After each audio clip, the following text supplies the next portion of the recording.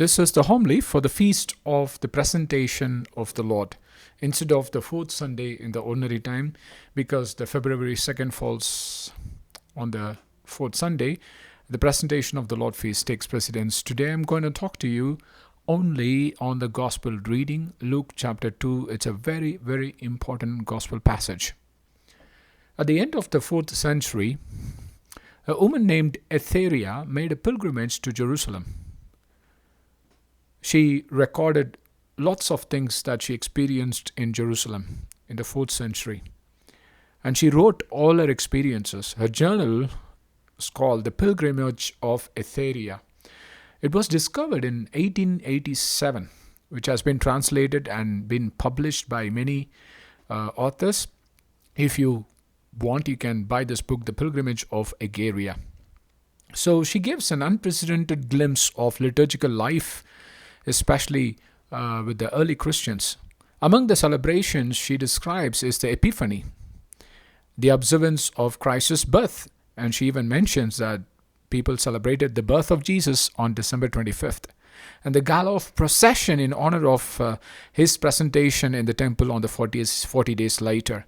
So 40 days later, people celebrated, after the birth of Jesus, the presentation of the Lord in a grand manner. So she records this as she went on a pilgrimage to Jerusalem in the end of the 4th century. So that means people have been celebrating for a while. In addition to being known as the Feast of the Presentation of Jesus at the Temple, there are other traditional names, includes Candlemas. That is why the church encourages people to make a solemn procession in the weekend, Saturday, Sunday, called the Candlemas. At the beginning of the 8th century, Pope Sergius inaugurated a candlelight procession. At the end of the same century, the blessing and the distribution of candles, which continues to this day, became part of the celebration, giving the feast its popular name, Candlemas. The date of Candlemas is established by the date set for the Nativity of Jesus, for it comes 40 days after the birth of Jesus. So if you count from December 25th, February 2nd is the 40th day. So that is why it is also called Candlemas. It is also called the Feast of Purification of the Virgin. That is Blessed Mother. Remember the word virgin. That is how people, early Christians, call the purification of the Virgin. So why did she go to Jerusalem temple to offer this purification ceremony? Because she was following the law. Leviticus chapter 12 verse 1 to 4 and verse 8 talks about this. The Lord said to Moses, "Tell the Israelites, when a woman has a child, giving birth to a boy, she shall be unclean for 7 days, with the same uncleanness as during her menstrual period. On the 8th day, the flesh of the boy's foreskin shall be circumcised." That is what we celebrated January 1st. They gave name for Jesus, because 8th day when they circumcise the child, they also give the name. And then she shall spend 33 days more in a state of blood purity. She shall not touch anything sacred, nor enter the sanctuary till the days of her purification are fulfilled. And verse 8 says, if however she cannot afford a lamb, she may take 2 turtle doves or 2 pigeons, the one for a burnt offering and the other for a purification offering. The priest shall make atonement for her, and thus she will again be clean. Remember, my brothers and sisters, Mother Mary gave 2 turtle doves. That means she couldn't afford to buy a lamb. They were poor. So Mother Mary purified herself by going to the temple. So she was fulfilling the Moses law. So in addition to that, it is also called the redemption of the firstborn. In Exodus chapter 13 verse 12 we read, "You will dedicate to the Lord every newborn that opens a womb, and every firstborn male of your animals will belong to the Lord." Remember the 10th plague. All the Egyptians' firstborn were killed. They all died, except the Israelites, because they splashed the blood of the lamb on the doorpost, and their firstborn were saved. So it is not just a human firstborn, but also the animal firstborn should be given to God. So in redemption of the firstborn, meaning, so the firstborn belongs to God. So you give something as a ransom to take your son back from God. So that is why it is called redemption of the firstborn. Jesus was the firstborn for Blessed Mother. So that says something very important, that That is why they went to give Jesus. So this is the thing called presentation of Jesus in the temple. It is also interesting because this is the first time Jesus is entering the Jerusalem temple. That is why it is also called the meeting of the Lord. And also these two people, Simeon and Anna of Asher. Simeon was a prophet. He was living there in the temple, and he was the one who probably did the atonement for Jesus in redemption of the firstborn, and as well as for the purification of Blessed Mother. But the interesting thing is there was also a woman called prophetess called Anna of Asher. Asher is one of the tribes of Israel, 12 tribes of Israel. Somebody said they were lost, right? But no. Asher is one of the tribes, so she has been there. So the Messiah will bring back the lost tribes to God, meaning it is not to the land, it is to God, because they committed sin, so they were exiled. So the spiritual exile will be over, and Jesus will bring reconciliation between the lost tribes and God. That's the meaning here. So coming to Simeon, I'm going to talk to you elaborately about Simeon. Simeon's part in the infancy narrative is prophetic. St. Luke describes the role of God's Spirit in Simeon's life in verses 25 to 27. There are three important things they talk about. Luke talks about Simeon. Number one, he says he has a Spirit upon him. Number two, he receives revelations from the Spirit. So he has the Holy Spirit, and then he receives revelation from the Spirit. He comes to this temple in the Spirit.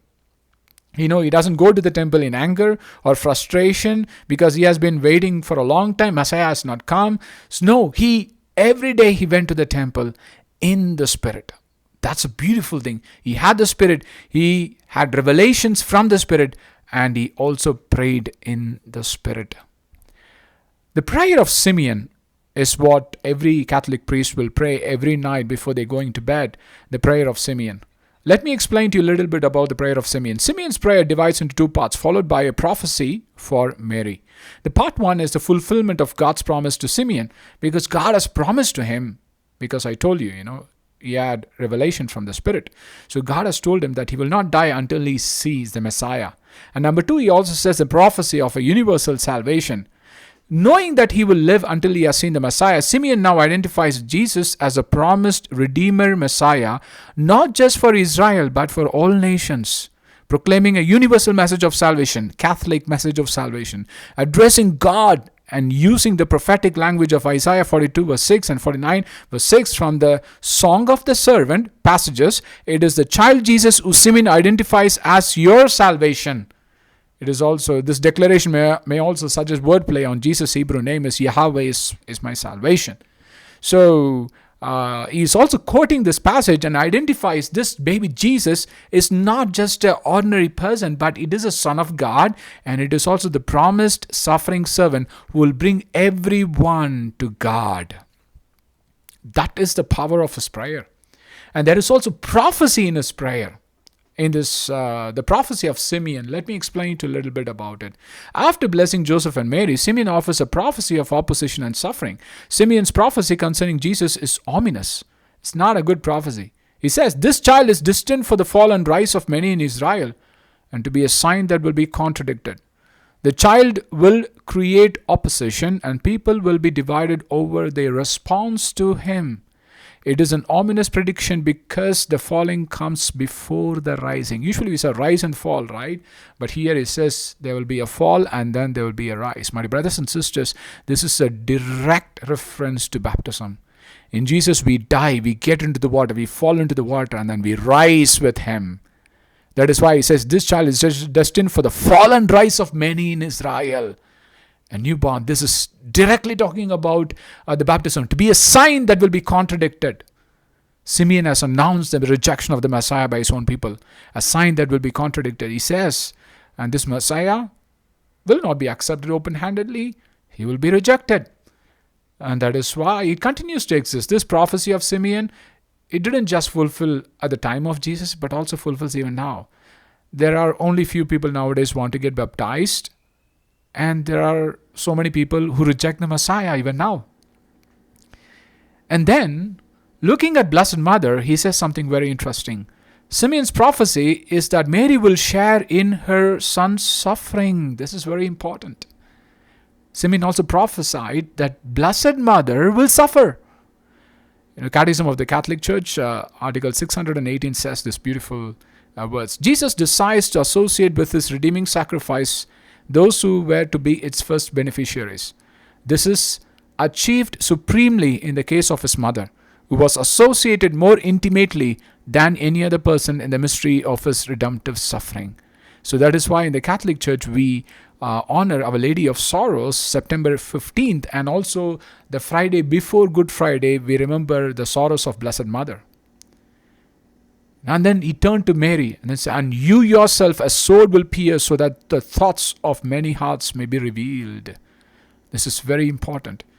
He's actually quoting Zechariah. The symbolic mention of the sword may be related to the prophecies in Zechariah chapter 12 verse 10. I will pour out on the house of David and on the inhabitants of Jerusalem a spirit of mercy and supplication, so that when they look on him whom they have pierced through, they will mourn for him as one mourns for an only child, and they will grieve for him as one grieves over a firstborn. He's quoting Zechariah and then says, you will be the mother who will be looking at the son, only son, your firstborn. Mary's agony in witnessing the piercing of her son's heart by the Roman lance in John chapter 9 verse 37, we read about it. So my brothers and sisters, the presentation of the Lord is a very important feast, because in the Catholic Church we don't do technically a ritual called presentation of the child in the temple, but instead we do baptism, because the presentation of the Lord signifies also the Catholic baptism. In Jesus we will fall, but we will also rise with him. And it is also prophesied people will reject the Messiah. My dear brothers and sisters, if you have rejected by your words or by action, this is the time to remember your baptism and renew your vows and come back to him. Amen.